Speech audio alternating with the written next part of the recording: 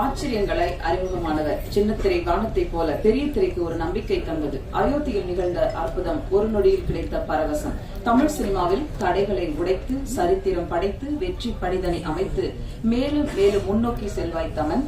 Park ஒரு ஸ்பார்க்காக அமைய வாழ்த்துக்களோடு அழைக்கிறோம் படத்தின் கதை நாயகன் தமன் குமார் அவர்களை.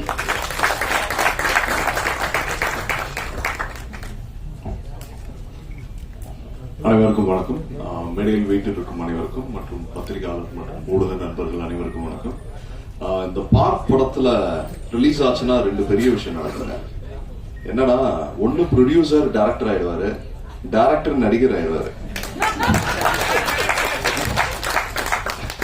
இந்த படம் முழுக்க சார் ப்ரொடியூசர் நடராஜன் சார் வந்து கூடயே இருந்து என்ன டெக்னிக்கலா என்ன நடக்கணும் என்ன பண்ணணும் எல்லாரும் கத்துக்கிட்டாரு. ஏன்னா காலையில 4:30 மணிக்கு ஷூட்டிங் ஸ்பாட்டுக்கு எல்லாரையும் கிளப்பி விட்டுல இருந்து நைட்டு 1 மணிக்கு படுக்கிற வரைக்கும் அவர் தான். இன்னொன்னு டெக்னிக்கலா இப்போ வரைக்கும் சென்சார் எடுக்கிற வரைக்கும் சார் கூட இருந்து பண்றாரு. இன்னொன்னு முருகன் சார் வந்து பிரமாதமான நடிகர். அவர் வந்து அவரோட காமெடி சென்ஸ் ரொம்ப நல்லா இருக்கு.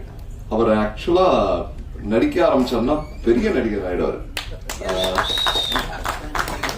உண்மையிலேயே அந்த பெரிய டேலண்ட் இருக்கு. ரொம்ப கம்மி பேருக்கு தான் அந்த காமெடி சென்ஸ் இருக்கும். அதாவது ரொம்ப சீரியஸான இக்கட்டான நேரத்திலையும் அதை குதர்க்கமா யோசிக்கிறதுன்னு ஒண்ணு இருக்குல்ல, இது இப்படி குக்கி போடலாம் இப்படி பேசலாம்னு சொல்லி, அது வந்து அவர்கிட்ட எக்ஸ்ட்ராடினரி டேலண்ட் இருக்கு.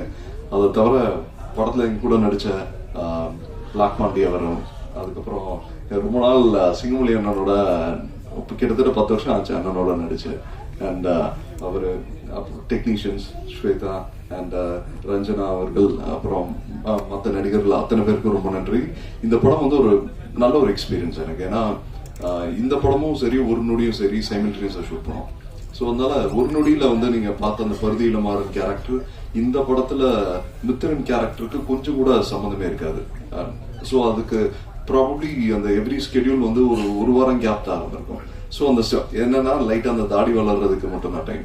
ஸோ அது வந்து என்னோட பெஸ்டா என்ன பண்ண முடியும் நடிப்பு ரீதியா, ஸோ அந்த பாதிப்பு இல்லாம என்னால எவ்வளவு தூரம் இந்த கேரக்டருக்கு பண்ண முடியும்ன்றதை நான் பண்ணியிருக்கேன். அதே மாதிரி எல்லாருமே வந்து இண்டிவிஜுவலா பி ஃபைட் மாஸ்டரா இருக்கட்டும், டான்ஸ் மாஸ்டர் அமராசியா இருக்கட்டும், அப்புறம் முக்கியமா கேமராமேன் வந்து இந்த படம் பொறுத்த வரைக்கும் ரைட் ஃப்ரம் த பிகினிங் இப்போ வரைக்கும் இந்த எடிட்டிங்ல இருந்து இதுல மியூசிக் ஆர்ஆர்ல இருந்து எல்லாத்துலயுமே வந்து அவரோட பங்கு மிகப்பெரிய பங்கு.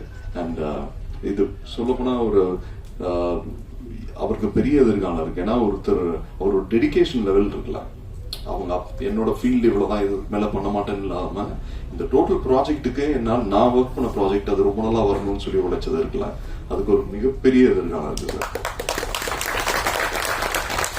உண்மைக்கும் நேர்மைக்கும் என்னைக்குமே மரியாதை இருக்கு. அது நிச்சயமா ஒரு காலத்துல அங்கீகரிப்பாங்க. And thank you so much. ஒரு நொடிக்கு நீங்க மிகப்பெரிய ஒரு ஆதரவு கொடுத்தீங்க. அதே மாதிரி இந்த பார்க்குக்கும் நல்லபடியா ஆதரவு கொடுக்கணும். நன்றி.